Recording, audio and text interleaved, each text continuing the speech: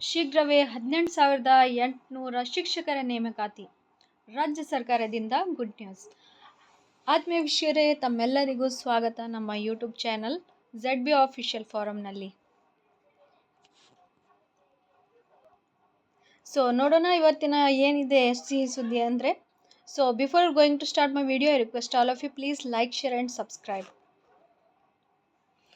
ಇಲ್ಲಿ ನೋಡಿ ವೀಕ್ಷಕರೇ, ಶಿಕ್ಷಕ ಆಕಾಂಕ್ಷಿಗಳಿಗೆ ಕರ್ನಾಟಕ ಸರ್ಕಾರವು ಭರ್ಜರಿ ಗುಡ್ ನ್ಯೂಸ್ ನೀಡಿದೆ.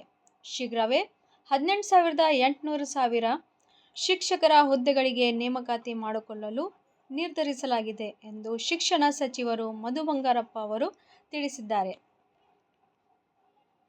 ಬಹುದಿನಗಳಿಂದ ಶಿಕ್ಷಕರ ಹುದ್ದೆ ನೇಮಕಾತಿಗಾಗಿ ಕಾಯುತ್ತಿದ್ದ ಆಕಾಂಕ್ಷಿಗಳಿಗೆ ಭರ್ಜರಿ ಸಿಹಿ ಸುದ್ದಿಯೊಂದಿಗೆ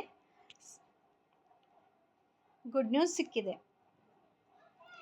ಈ ಕುರಿತು ಸುದ್ದಿಗೋಷ್ಠಿಯಲ್ಲಿ ಮಾಧ್ಯಮಗಳ ಜೊತೆಗೆ ಮಾತನಾಡಿದ ಅವರು, ರಾಜ್ಯದಲ್ಲಿ ಶೀಘ್ರವೇ 18,800 ಹೊಸ ಶಿಕ್ಷಕರ ನೇಮಕಾತಿ ಮಾಡಲಾಗುವುದು.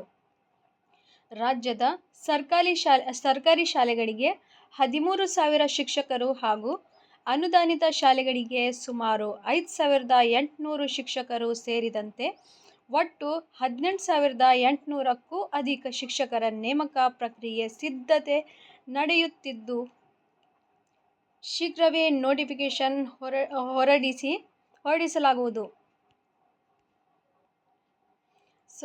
ಹೀಗಾಗಿ ಶೀಘ್ರವೇ ರಾಜ್ಯದಲ್ಲಿ 18,800 ಶಿಕ್ಷಕರ ನೇಮಕ ಮಾಡಲಾಗುವುದು ಎಂದು ತಿಳಿಸಿದ್ದಾರೆ ಎಂದು ಮಧು ಬಂಗಾರಪ್ಪ ಅವರು ಹೇಳಿದ್ದಾರೆ.